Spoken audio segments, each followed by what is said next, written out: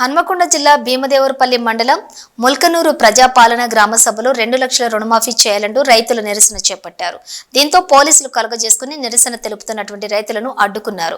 ఈ సందర్భంగా ఓ రైతు మాట్లాడుతూ ఎలక్షన్లో భాగంగా ఇప్పుడున్న ముఖ్యమంత్రి రేవంత్ రెడ్డి వరంగల్ రైతు డిక్లరేషన్ సభలో ప్రతి రైతుకు పట్టా పాస్బుక్ ప్రామాణికంగా రుణమాఫీ ఇస్తారని చెప్పి మాట తప్పి మళ్లీ రేషన్ కార్డు ప్రామాణికం చేశారన్నారు. రుణమాఫీ ఉద్యోగస్తులకు సైతం ఇచ్చారని కానీ రైతులు మాత్రం మరిచారన్నారు.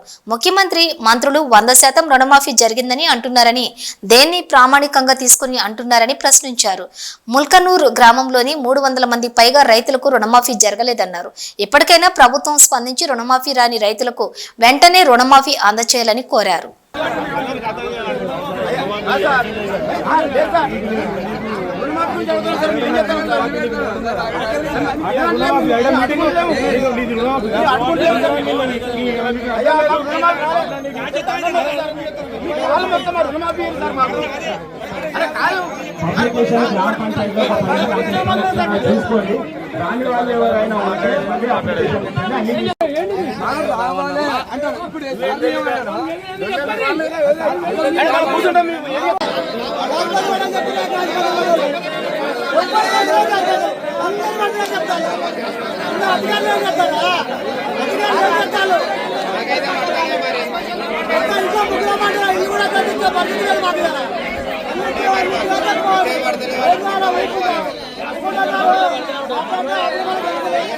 భాగంగా మన ఇప్పుడున్న ముఖ్యమంత్రి గారు రేవంత్ రెడ్డి గారు వరంగల్ రైతు డిక్లరేషన్ సభలో ప్రతి రైతుకు పట్టా పాస్బుక్ ప్రామాణికంగా రుణమాఫీ ఇస్తామని చెప్పడం జరిగింది. కానీ దాన్ని మళ్ళీ రేషన్ కార్డు ప్రామాణికం చేయడం జరిగింది. అయినప్పటికీ కూడా రైతులు ఇవ్వలేమనలేదు. రేషన్ కార్డు ప్రకారంగా ఇచ్చిన మంచిదని చెప్పి ఇవ్వలేమనలేదు. ఉద్యోగస్తులకు ఇచ్చిర్రు, అందరికి ఇచ్చిర్రు, కానీ మాకు సంబంధం లేదు. 2 లక్షల పైన ఉన్న రుణమాఫీని ఆపిర్రు. ఇప్పుడు దానికి ఎందుకు ఆపిర్రు? మీరు 2 లక్షల పైన ఉన్న రుణమాఫీని మేము ఇవ్వట్లేము, మా 2 లక్షలు మాకు ఇస్తే సరిపోతుంది రుణమాఫీ. దాని గురించి ఇప్పుడు మన ముఖ్యమంత్రి కానీ మంత్రులు కానీ ఏమంటారు, 100% రుణమాఫీ పూర్తి అయిందని చెప్పడం జరుగుతుంది. అది ఏ విధంగా దేన్ని ప్రామాణికంగా తీసుకొని చెప్తున్నారు?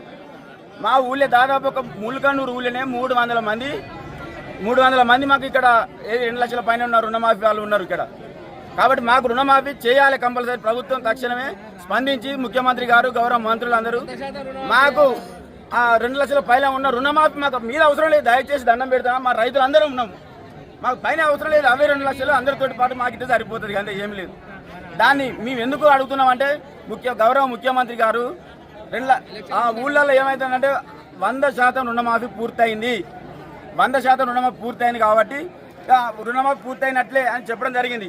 దాన్ని దృష్టిలో పెట్టుకొని మేము మాకు రాలేదు అని అడుగుతున్నాం అంతే.